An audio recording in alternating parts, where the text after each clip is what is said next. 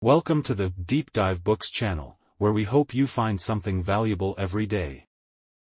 Today, let's discuss an extracurricular topic: why 10-minute movie summaries are so popular. Have you noticed that it's now quite popular to watch explainer versions of movies and TV shows? These programs are essentially edited versions of the original content, potentially with copyright issues, with a narrator explaining things through voiceover. While it might take a lot of time for the film to show many small details, the narrator can tell you what happened in just a few words, allowing you to focus only on the key scenes. These explainer versions let you finish an episode in 3 minutes, or a movie in 10, making you feel like you've gained a lot. You might assume that the main purpose of explainer versions is to save viewers time. You might think that a good explainer should faithfully convey the original content, and the narrator must skillfully balance the details. You might imagine that, just as ChatGPT can quickly summarize a book for us, AI will soon take over the business of explaining films and TV shows. But you'd be wrong. The modern world produces countless new stories every day, and you don't really care about what each story is about. What you care about is why this story is worth your attention. For this, the narrator provides not an objective summary, but a subjective, evaluative interpretation. If it's good, what makes it good? What should you care about, admire, or understand? What are the must-know aspects that you would regret missing? The narrator must have a deeper appreciation of the work than the average viewer. We listen to explanations, not for the narrator's objectivity and diligence, but for their judgment and style. Of course, that's high-level narration. But in my observation, even mediocre explanations are valuable to viewers. Many things happen on the screen, and often viewers don't know where to focus, especially in unfamiliar social settings. You just want someone next to you to explain things as you watch. Or maybe you fully understand it, but just want to hear another perspective. Even without narration, we like to have subtitles. Scott Adams, in his book, Reframe Your Brain, said that when facing real life, we are watching different movies on the same screen. So we can say that, when we watch the same movie, everyone sees a different version. Narration is a reconstruction of the world, often a simplified one. In a sports game, many things happen every second, but the commentator highlights the key events. They make us notice the goalkeeper's mistake, not the defender's regret. The forward's bravery, not the midfielder's casualness. You might disagree with their view, because every explanation is subjective and misses some important aspects. But even if you know a lot about the game, you still want commentary, or you have your own internal commentary. I recently heard about a company using large language models to provide explanations for game battle scenes, much like sports commentary. Many services in life are essentially commentary, such as tour guides for travel, live streaming for shopping, commentary for news, and reviews for scientific papers. These narrations don't just introduce the features of various things, but help you make sense of a chaotic world. Narration forms a narrative from a pile of disordered things. Narration establishes order. I believe that, with the proliferation of AI, we will soon establish a narration layer over the reality layer of the entire world. Everything, everywhere, at any time, will be explained. Current AI chat applications only talk to you when you initiate the conversation, but the next step will be AI proactively talking to you. As long as you wear an input device and headphones, AI will be by your side, explaining everything you do.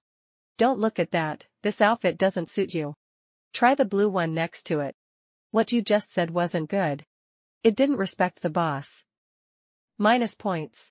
Pay attention, your mom's mood is a bit off, quickly appease her. Talk about her upcoming birthday. You've been very productive this morning, not only completing the planned tasks, but also having 1 hour and 18 minutes of uninterrupted flow.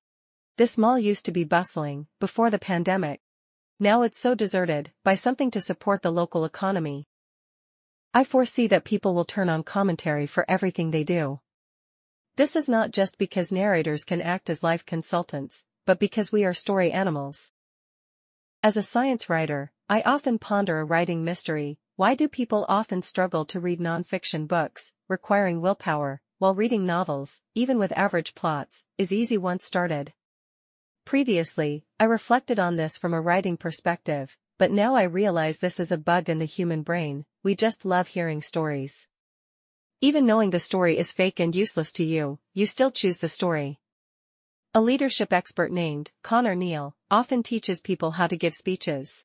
He says there are 3 good ways to start a speech. The third best is to pose a question, prompting the audience to think. The second best is to present a real, shocking fact, making people immediately want to know why. But both these openings don't work, as well as the best opening, which is to tell a story. Once upon a time. Neill says this is because we are trained to listen to stories from a young age. His statement is conservative. Anthropologists and neuroscientists say we have been trained to listen to stories since primitive tribes. Telling stories is our fundamental method of spreading complex culture and experience, and human civilization is passed down through stories. Jonathan Gottschall, a researcher at Washington Jefferson College and an expert on stories, published a book in 2021 called The Story Paradox, listing some shocking research conclusions about stories. Surveys show that Americans spend an average of 12 hours a day consuming media. I imagine the figure is not much lower for Chinese people. This means a large portion of our waking time is spent not in reality, but in stories. From hunter-gatherer tribes to modern civilization, those who can tell stories are the most influential. Scientists broadly categorize stories into 2 types. One is transparent narrative, like a diary, where you describe where you went and what you did today. It might seem uninteresting, but is a way of organizing information. The other type is shaped narrative, which has a structure. If it meets 3 conditions, it will have an irresistible influence on the human brain. 1. Focus on the protagonist's struggle. 2. Contain moral conflict. 3. Not only reveal facts, but also express what it all means. Such narratives make you automatically take them as true. Even if you know you are reading science fiction or watching a fantasy TV show, you will still take it as real. You not only feel the emotions of the protagonist, but, after the show ends, you project your love or hatred for the character onto the actor. Remember when an actor played a detestable role in a TV show, and many people went to their social media to scold them? Didn't those people know the plot is fake? They can't control themselves. This is the brain's bug. If a story is vividly told, it leads to a phenomenon called narrative transportation. You feel completely immersed in the story, thinking you are the protagonist, forgetting the real world and yourself. The power of narrative transportation is that it allows people to put aside personal prejudices and see life from the protagonist's perspective. Thus, you are more likely to accept the views the narrator wants you to accept. For example, if the protagonist is threatened by a mentally ill person, you would support harsher punishment for mentally ill criminals. This is the power of storytelling. A good storyteller can bypass the brain's intellectual defenses and implant information and beliefs in you. This is why some consider media to be a weapon. But let's set that aside for now. What I want to say is that, with smartphones and wearable devices as carriers, aided by AI development, the role of narration will become increasingly important. People will weave everything into stories. For example, a math textbook lacks a narrator. It has principles, examples, exercises, and solutions, but those are just explanations, not narration. There's no formed narrative. If we add a narration layer to math books, for instance. Pay attention, students, what we're about to teach is magical, a skill you'll remember for life. A certain celebrity struggled academically until they understood this technique and barely got into college. This theorem is amazing, it has a breathtaking beauty. This problem is slightly harder than the last, be careful. Remember the trick we discussed earlier? This narration layer would give you a sense of warmth and companionship and make you as strongly endorse math as you would support harsh penalties for mentally ill criminals. If AI can generate a personalized narration for each individual, incorporating emotional elements, making you feel self-motivated while solving a math problem, what would that be like? Major brands already have their social media accounts. People not only expect you to tell your brand story well, but also care about your views on public affairs. You might wonder why a sneaker company should have an opinion on geopolitics.